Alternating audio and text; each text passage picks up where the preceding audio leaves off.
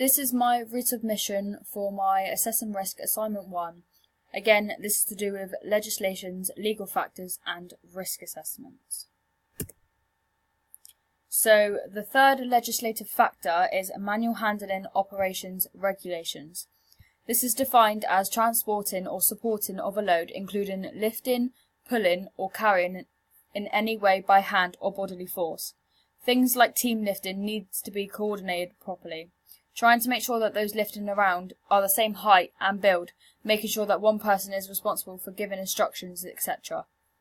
Make sure that everyone lifts, moves off, stops and places the load down at the same time. This is so it can prevent injury to the people lifting the load. In a sporting environment, from carrying trampoline equipment, this is classed as heavy lifting, so health and safety is involved within this factor, so that those carrying the equipment cannot get hurt or injured from carrying a heavy load. It will need multiple people to follow these measures to ensure safety is required for themselves and others around them. These are similarities and differences between all the legislations. Starting with COSH. A similarity for this is that it prevents injury as well as the health and safety legislation. They both have a similarity of providing safety to their employees. All of them have a role of preventing a certain thing. They are also all similar because they focus on preventing an injury in a certain way. Manual handling has a similar way to the Health and Safety Act, which needs a professional first aider on site with the correct equipment. Fire Safety and Safety of Places of Sports Act is similar to all acts as it involves doing a risk assessment to check that the environment is okay and safe. This is linked with health and safety first aid as equipment will need to be checked to make sure it is all working correctly. They all differ in their own way as they have certain aspects when working in the environment. However, COSH differs from the three as it only concentrates on chemical substances. They do this by looking at the harm in which the substance can do to an individual and their body. Health and safety first aid happens after the incident, so an injury will have to take place in order for the first aid to happen, which can resolve the injury. Manual handling focuses on the safety of moving a heavy object and the effect it will have on a person if the handling was done incorrectly. Finally, Fire Safety and Safety of Places of Sports Act concentrates on a larger amount of people in stadiums or a sporting environment with spectators, so all legislations differ from each other in some way. These are similarities and differences between the legal factors and laws. Similarities is that all the legal factors were created to protect people such as loco parentis, which protects children when they are away from their parents. Duty of care is involved with this as children need to be protected whilst doing dangerous activities. Failing to follow these factors will lead to negligence cases. Also, duty of care, higher duty of care and negligence are examples of case laws, so companies will want to avoid incidents that include these laws.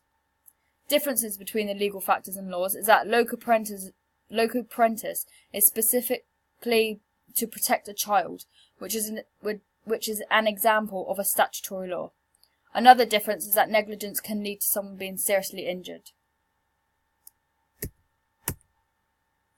These are similarities and differences between regulatory bodies. The main similarity between these is that they all link and can be used within a sporting environment. Another similarity is that they ensure the safety of an individual and they all involve checks or risk assessments. However, differences include HSE ensuring that workplaces are safe, for example, in a sports centre making sure everything in that sports centre is correct and up to date. The AALA will make sure that activity leaders follow good safety practices, and national governing bodies of sport is only responsible for the administration for the sport.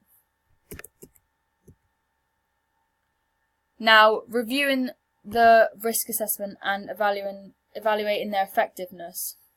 So, from my risk assessments, it is shown that my control measures tell me how to deal with the incident once it's happened.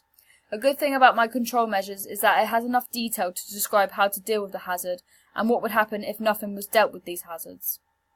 Another good thing about my control measures is that it states clearly about what to do with certain equipment so that the hazards do not happen. This makes it effective by warning the people around the hazard aware of what to do in case of the incident happening. Continuing with my first risk assessment, I had made obvious control measures. This makes it more effective because it shows that it is basic, which will reduce the risk of injury.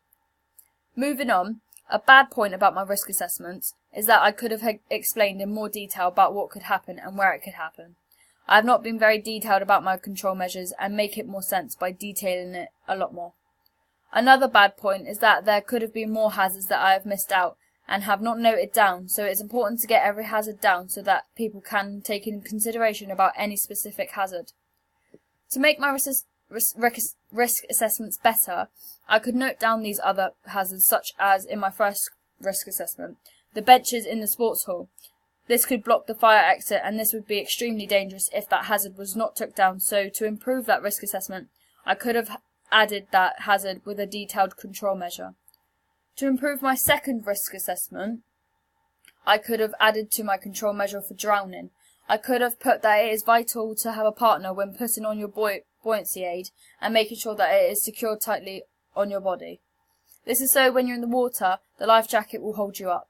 By having a partner, they can double check that it is safely strapped onto you, and you could do the same for them. I could have also mentioned that if the partner could not do it, then to have your instructor secure it onto you properly.